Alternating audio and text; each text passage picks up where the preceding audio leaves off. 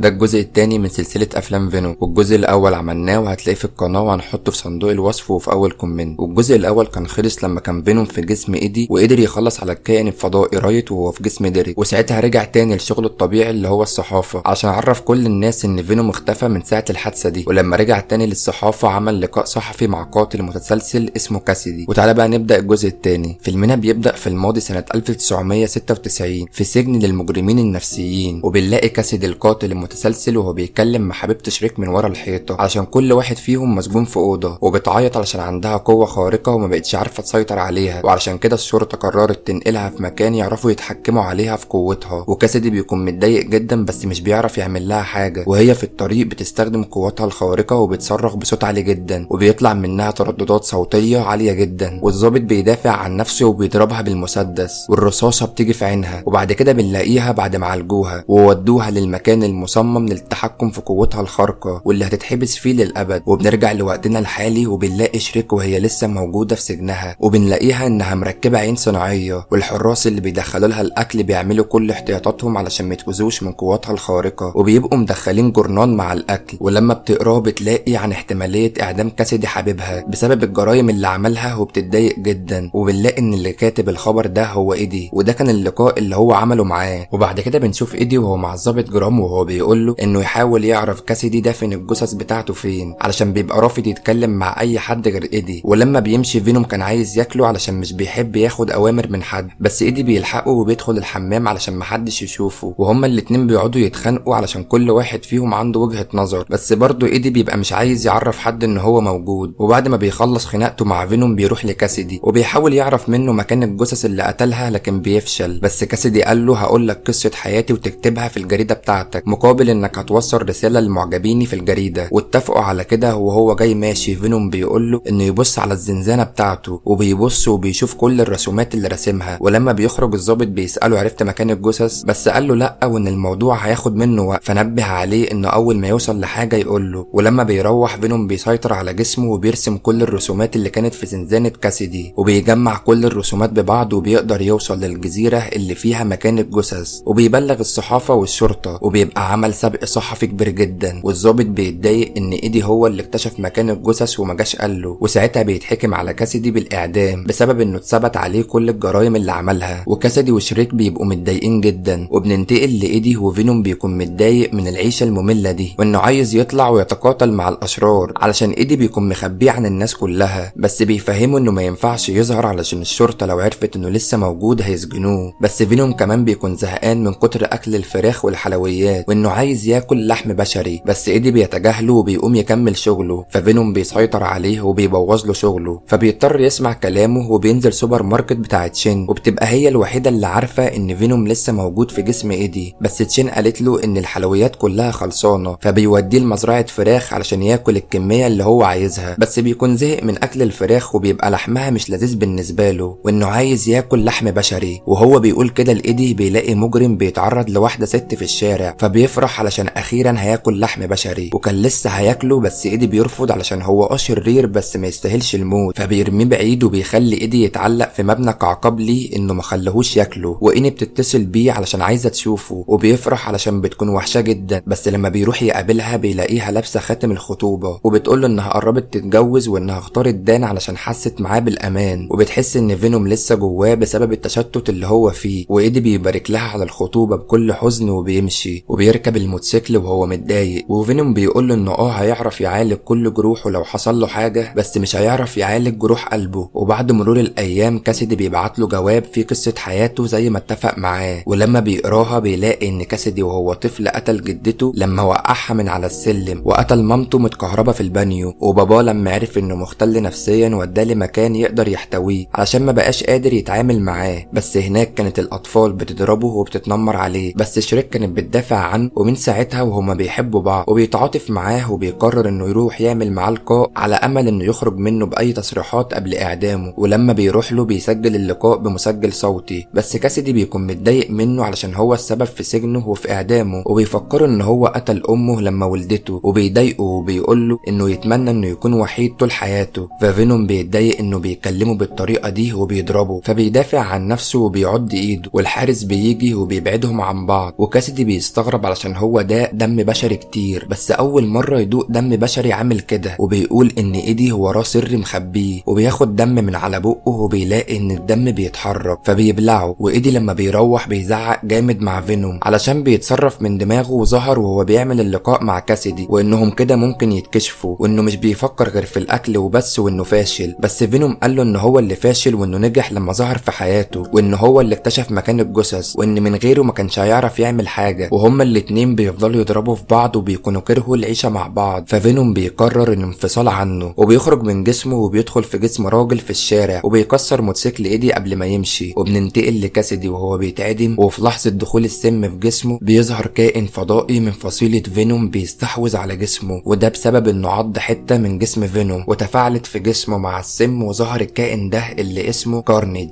وبيدمر قاعه الاعدام اللي فيها وبيقتل كل الموجودين، وبيطلع في ساحه السجن. وطبعا الرصاص ما بيكونش بيأثر فيه، وبيكون اقوى من فينوم بكتير جدا، وبيخلص على كل الحراس بكل سهوله. وفعلا بينجح انه يهرب من السجن، والخبر بيتذاع على التلفزيون، وايدي بيترعب علشان اكيد كاسيدي هيكون عايز ينتقم منه، وكمان خصوصا انه دلوقتي بقى شخص عادي بعد ما فينوم سابه ومشي. وبنشوف فينوم وهو بيتنقل بين شخص لشخص، وبيروح لحفله تنكريه والناس بتكون فاكراه شخص ومتنكر، فبيتصوروا معاه علشان زي التنكر بتاعه مميز. وبيفرح لما الناس كلها بتكون مدياله اهتمام، وبيعيش حياه متجدده عكس الحياه الممله اللي في جسم ايدي. وبيطلع على المسرح وبيقول ان ايدي كان مخبيه، وانه مش هيستخبى تاني علشان هو كائن مميز والمفروض انه يكون باين لكل الناس. بس بيطلع من الحفله وهو متضايق علشان ايدي بيبقى وحشه، وانه مش مستقر في جسم حد غيره. وايدي بيكون قاعد في البيت وهو خايف، وفجاه الباب بيخبط عليه وبيلاقيه الظابط وهو بيقول له ان كاسيدي هرب من السجن، وبما ان هو اكتر واحد عمل معاه لقاءات فبيساله عن مكان متوقع يكون موجود فيه، بس بيقول له انه ما يعرفش. فقال له انه يخلي باله من نفسه علشان اكيد كاسيدي هيكون عايز ينتقم منه. ولما بيمشي ايدي بيقعد يفكر وبيجمع كل الخيوط ببعض علشان يوصل لمكان كاسيدي، وبيشوف الرسومات اللي كان راسمها فينوم اللي كانت في زنزانة كاسيدي، وبيشوف رسمة لشجرة قدام رعاية الاطفال اللي كاسيدي كان فيها وهو صغير. فبيروح لهناك وبيلاقي حروف على الشجرة، ولما بيتصل بالظابط وبيقول له على الحروف فقال له انها حروف لاسم كاسيدي واسم شريك حبيبته. وبنعرف ان جرام هو الظابط اللي ضرب رصاصة في عين شريك زمان. وايدي بيتوقع ان كاسيدي اول حاجة هيعملها انه هيحاول يوصل لشريك حبيبته. وبننتقل لكاسيدي وكارنيج وهو لسه واكل جسم بشري، وبيطلع يسرق عربية. وهم في الطريق كارنيج بيتفق معاه انه هيساعده علشان يلاقوا شريك حبيبته، بمقابل ان كاسيدي يساعده ان كارنيج يلاقي فينوم. وبعد كده بيركن في بنزينة وبيخش السوبر ماركت وبيضرب الكاشير وبيستعمل اللابتوب بتاعه. وكارنيج بيخترق موقع الشرطة علشان يعرف مكان شريك حبيبة كاسيدي، وفعلا بيعرف مكانها وبيتحرك على هناك، وبيقتل كل الحراس والعلماء اللي كانوا هناك بكل سهولة، وبيحررها من سجنها. وبيبقوا سعداء جدا علشان اجتمعوا تاني بعد كل الفترة دي. بس الشرطة بتيجي وبتطاردهم، وكارنيج بيفضل يخلص عليهم، وشريك بتستخدم قواتها الخارقة علشان تساعده، بس ده بيأثر على كارنيج وبيضعفه بسبب ترددات الصوت، وبيكون متضايق منها وعايز يخلص عليها. بس كاسيدي بيعرف يوقفه، وفي الاخر بيخلصوا منهم وبيهربوا. وبنلاقي فينوم وهو في جسم بشري وبيروح لتشين علشان جعان جدا، وانه مش عارف يتأقلم في اي جسم يتعايش معاه. والظابط بيقبض على ايديه بسبب انه حواليه شكوك كتير، وان اشمعنى كاسيدي ما كانش عايز يتكلم مع حد غيره، وان الاخبار بتقول ان كاسيدي ظهر في جسم كائن فضائي. فايدي بيفهم ان لما عضه اتنقل في جسمه كائن زي فينوم، بس مش بيرضى يقوله، وبيطلب منه انه يتكلم في التليفون، وبيكلم انها تجيله. ولما بتوصل ايدي بيقول لها كل الحقيقة كاملة، وان فينوم ما ماتش في الحادثة وانه لسه موجود معاه، بس سابه ومشي من فترة، وانها هتدور على فينوم علشان مش هيعرف يعمل حاجة من غيره، وانها هتبدأ من عند تشين صاحبة الماركت علشان هي الوحيدة اللي كانت عارفة بوجود فينوم. وفعلا بتخرج تدور عليه، وبتروح لتشين وبتسألها لو تعرف مكان فينوم، بس بتلاقي ان فينوم اصلا في جسمها، وبتقنعه ان يجي معاها علشان يروحوا لايدي وينقذوا العالم من شر كاسيدي. وفعلا بينتقل ليها وبتروح للسجن من تاني، وبتحرر ايدي من سجنه. وفينوم ما بيكونش عايز ينتقل لجسم ايدي علشان متضايق منه من ساعة اخر مرة لما اتخانقوا مع بعض. بس بعد كده ايدي بيعتذر وبينتقل في جسمه فعلا. وبننتقل لكاسيدي وكارنيج وشريك، وبنلاقيهم ولعوا في دار الرعاية، وهما التلاتة بيخططوا لخطواتهم الجاية. وشريك بتكون عايزة تقتل الظابط جرام علشان ضربها برصاصة في عينها زمان، وكاسيدي بيكون عايز يقتل ايدي علشان هو السبب في سجنه وكان هيتعدم بسببه. وكارنيج بيبقى عايز يقتل فينوم علشان يبقى هو الوحيد الكائن الفضائي في الكوكب. وفعلا بيبدأوا في الخطة بتاعتهم، وبنلاقي كاسيدي وهو بيتحول بيتحول لكارنيج وبيقف في طريق الضابط جرام وبيخطفه. وبنلاقي ان شريك بتروح لايدي على بيته بس مش بتلاقيه موجود، بس بتلاقي عنوان اني حبيبته فبتروح لها وبتخطفها وبتدي كارت زفافها هي وكيسيدي لدان خطيبها، وانه يوصل الدعوه دي لايدي لو عايز اني خطيبته تكون كويسه. ولما بتمشي بيتصل بايدي وبيقول ان شريك خطفت اني في كنيسه مهجوره اللي فيها حفل زفاف كاسيدي على شريك، وبيجي فينوم وايدي علشان ينقذوا اني حبيبته. وفينوم وكارنيج بيخشوا في قتال عنيف جدا، وشريك بتبقى عايزه تساعد حبيبها كاسيدي بقواتها الخارقه بس بتبقى بتأثر على كارنيج كمان، فبيزعق لها وبيضربها وبتروح علشان تقتل الضابط جرام بقوتها، بس برضه كارنيج بيزعق لها علشان صوتها بيضعفه وبياكل راس الكاهن فبيبقى اقوى وبيفضل يتقاتل مع فينوم. والضابط جرام بيحاول يهرب بس شريك بتلحقه وبتفعص عينه علشان تخليه بيشوف بعين واحده زي ما هو عمل فيها زمان، وبتخنقه بالسلسله وبعد كده بتحدفه لبعيد. وبيبقى لسه كارنيج بيتقاتل مع فينوم وبيبان ان كارنيج بيكون متفوق عليه جدا وانه اقوى منه بمراحل، بس ساعتها بيظهر دان وبيبقى معاه نار وبنزين وبيولع في كارنيج فبيروح وبيخنقه وكان لسه هيقتله. بس ساعتها الساعه بتيجي 12 فبيرن جرس الكنيسه العملاق بصوت عالي جدا، وده بيفصل الكائنات الفضائيه عنهم بسبب موجات الصوت بتاع الجرس. وبيتقاتل ايدي مع كاسيدي باجسامهم الطبيعيه، وكارنيج بيتواصل تاني مع كاسيدي وبيدمر الجرس وبيبقى عايز ينتقم من ايدي فقاله انه هيقتل اني حبيبته قدامه وبيروح علشان يخلص عليها، بس شريك بتقوله انها ملهاش ذنب. فكارنيج كان عايز يخلص عليها علشان بتضعفه بسبب قوتها الخارقه، بس كاسيدي بيقاوم معاه بس بيبقى من غير فايده وبيفقدها للوعي. وفينوم بيشوف التصارع اللي بين كاسيدي وكارنيج فبيقوم وبياخد حديده وبيتسلق على سور الكنيسه وبينط من فوق عليه وبيطعنه بيها، وان بتقع من ايده بس فينوم بيلحقها. وكارنيج بيتعصب عليه وبيفضل يطعن في فينوم بس مش بيلاقي حل غير انه يرمي شريك من فوق الكنيسه، وده بيخلي الاجسام الفضائيه تتفصل عنهم بسبب ترددات الصوت بتاعها. والجرس بيقع على شريك بسبب شده صوتها وهي بتقع، وبرضه كاسيدي وايدي بيقعوا من فوق الكنيسه بسبب شده الصوت. وفينوم بيلحق ايدي على اخر لحظه وبينقذه، وكاسيدي لما بيقع بيبقى مش قادر يتحرك، وكارنيج كان بيقرب منه علشان يخش في جسمه تاني بس فينوم بيجي في الوقت المناسب وبياخده وبياكله وبيمسك كاسيدي وبيظهر فينوم وايدي وفي الاخر بياكل راسه. وبتوصل الشرطه للكنيسه فبيهربوا بسرعه، وبنلاقي ان الضابط جرام عينه بتنور، ومعنى كده ان ممكن يكون اتنقل في جسمه كائن فضائي من دم فينوم او كارنيج.